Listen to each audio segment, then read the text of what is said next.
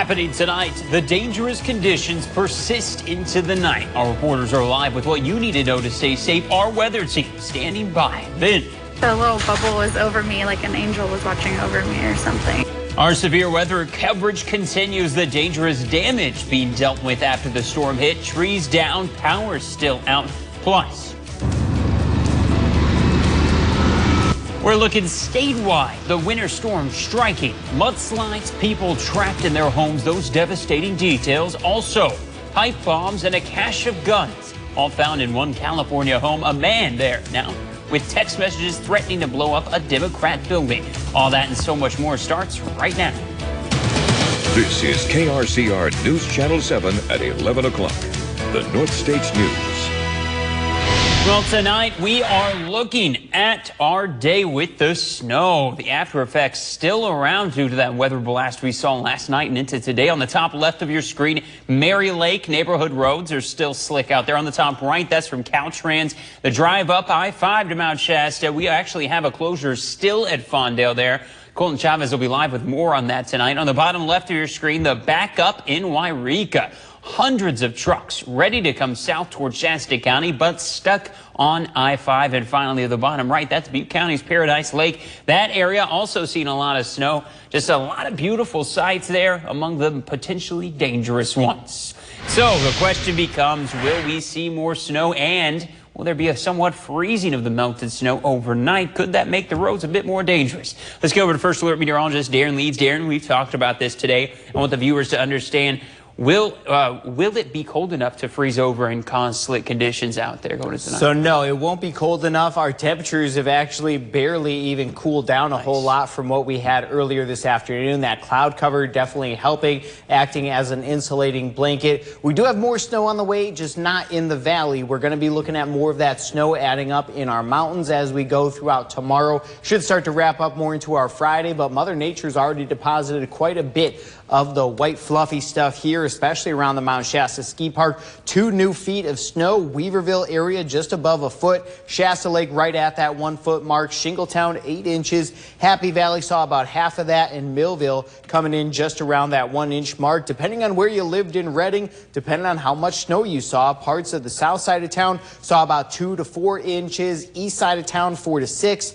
The west side of town about 6 to 8 inches, and far north side of town, closer to Shasta Lake, was right at that 12-inch mark. We're still tracking some rain and snow well off to our south, working its way through Butte, Tehama, Glenn counties. More of that snow up around Plumas, and we do still have those winter storm warnings in effect through our Friday morning. We're looking at nothing but rain coming throughout our valley for tomorrow, but some pretty heavy rain to speak of. We're looking at about 1 to 2 inches throughout the valley, and some hefty amounts on the Butte County Ridge in the Paradise area where they just got dumped on with some of that snow. But definitely looking at quite a bit of wet weather coming our way. Friday's looking pretty good, though. We'll take a full look at that 7-day forecast coming up. So those highways are still going to get hit with some snow. The conditions could still maintain through Friday, right? Absolutely. And we did see a lot of chain controls in effect last night. They have eased up in some spots, mainly in Trinity County out there today. We still have that closure from Fondale up to Wairika, and Wairika down to Fondale.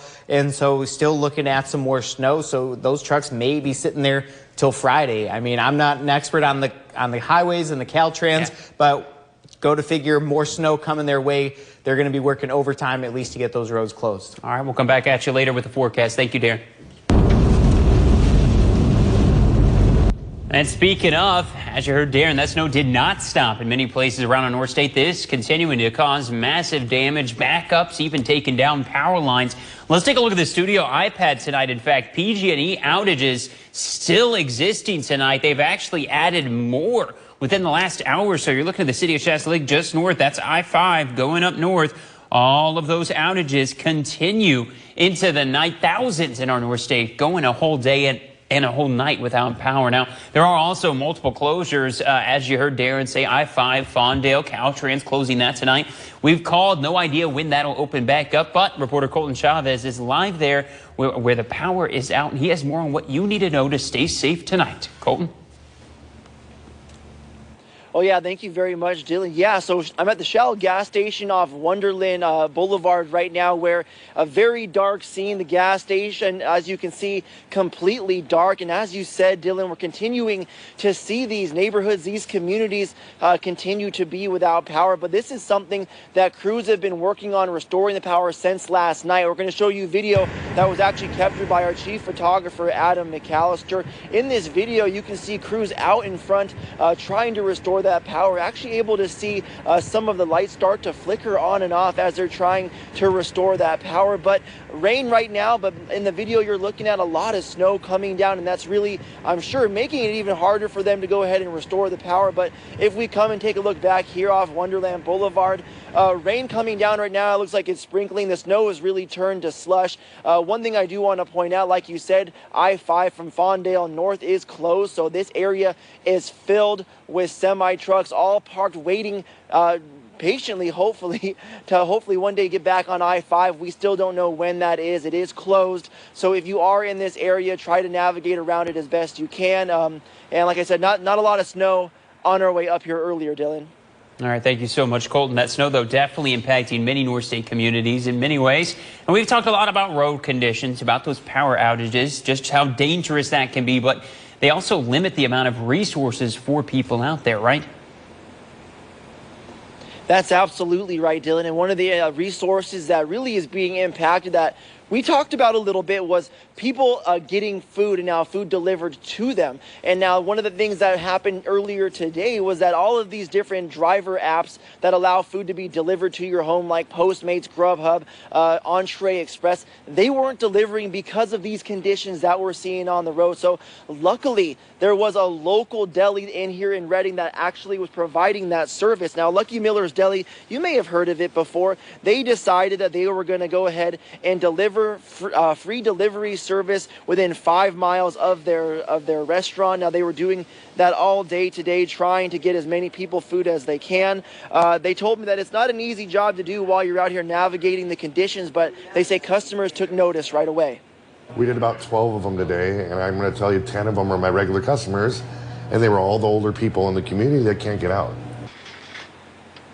Jason and his team got around town today thanks to his four-wheel drive truck. Nothing fancy there, but he says despite the cold weather, he says his team was more than happy to step out into the elements for their community. I am also told, depending on this weather, that's going to dictate whether or not they go out and offer this free delivery service again. And even standing here now, Dylan, rain coming down, and that service being a big part of why maybe we're not seeing as many accidents in the Reading areas, because people are able to stay off the roads. Caltrans, other city officials urging people since last night into today, stay off the roads if you can. Well, reporting live in Reading, I'm Colton Chavez for KRCR News Channel 7, the North States News.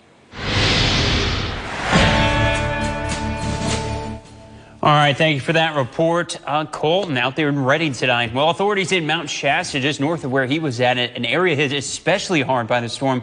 They were out helping people all day, posting this video, hopefully helping people hit by that snow. But some even headed out to the slopes today. Just a few of them. Check out this time lapse. This is a 3-hour time lapse showing that snow coming down still. This is from 3 this afternoon till about 5 or 6. There were a couple of sportsmen out there taking on that challenge. Well, the avalanche forecast for today was set to extreme, and that actually lasts for another 9 hours. This comes from the Mount Shasta Avalanche Center. It states that below a mountain's tree line presents very dangerous avalanche conditions, stating that travel in or near that terrain should be avoided, adding that the Everett Memorial Highway as well as Castle Lake Road remain closed. So hopefully we won't see any extra damage from that. But the storm did bring a lot of damage. And with us live tonight, Cassandra Gutierrez, she spoke to a woman from Mountain Gate whose RV was really damaged because of that storm. Cassandra.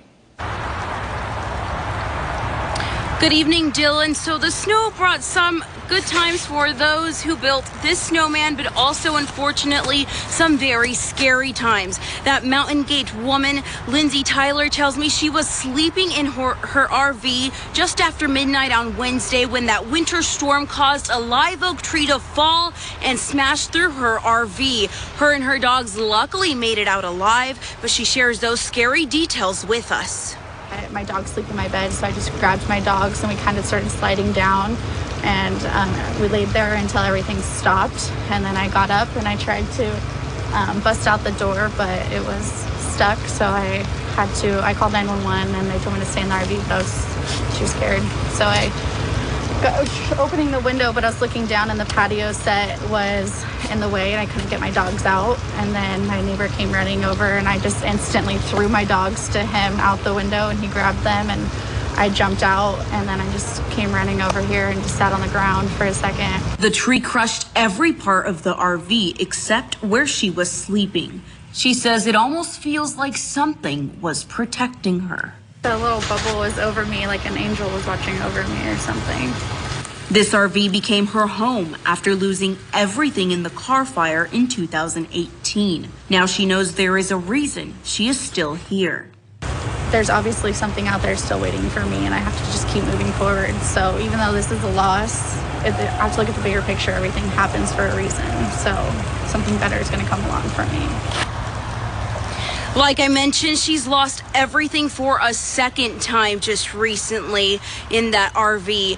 Now, her friends have created a GoFundMe page. You will be able to find that on our website. That's krcrtv.com. For now, reporting live in the North State, I'm Cassandra Gutierrez, KRCR News Channel 7, the North States News. All right, I hope she gets some report. Thank you, Cassandra.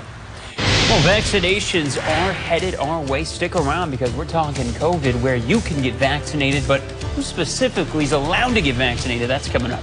Now, let's take a live look before we go over Reading from our Hasselrud Lost Sky Cam. Where did those mountains go? They're hidden behind these clouds. What precipitation's going to be pounding our pavements? We got First Alert meteorologist Darren Leeds. I'm watching him. He's tracking it as we speak with that radar for you. The time right now is 11:11. I'm Dylan Brown, and this is your North State News.